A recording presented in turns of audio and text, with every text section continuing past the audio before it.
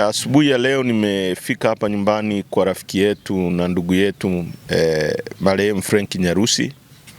Tumekuja kutembelea familia yake.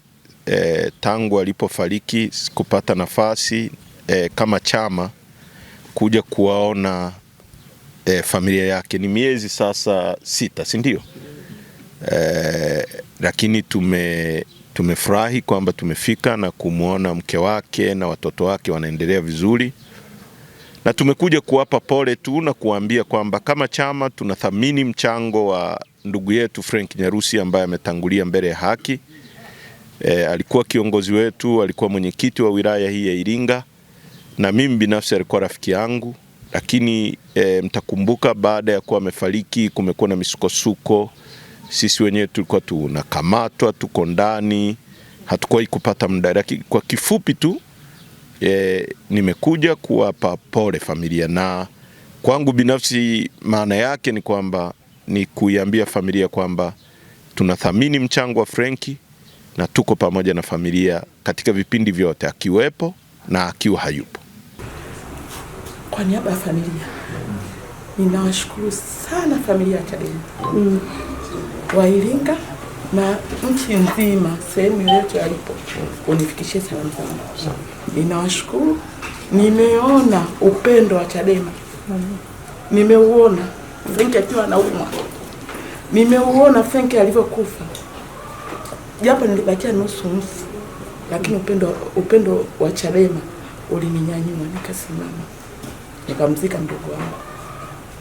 Lakini kila utakoenda waambie tunawapenda sana. Nyarusi anabaki kuwa ni memory kubwa ya chama chetu katika wilaya ya Iringa pamoja na mkoa mzima wa Iringa. Na kama ambavyo makamu amekuja leo kuhani msiba, kwa sababu hakuja kushiriki wakati wa mazishi, sisi tulipambana kumzika na Nyarusi kwa heshima, na alipata heshima aliyostahili.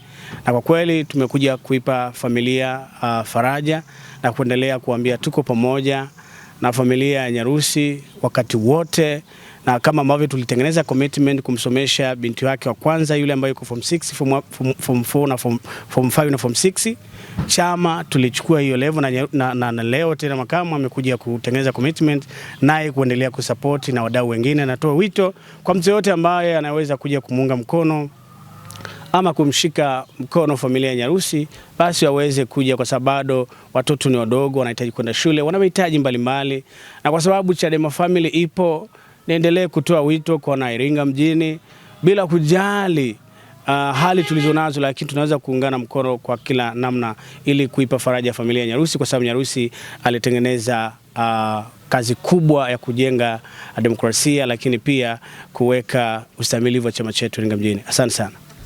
Ni Bwana, ni Bwana, ni Bwana, ni Bwana, ni Bwana, ni Bwana, ni Bwana, ni Bwana, ni Bwana, ni Bwana, ni Bwana, ni Bwana, ni Bwana, ni Bwana.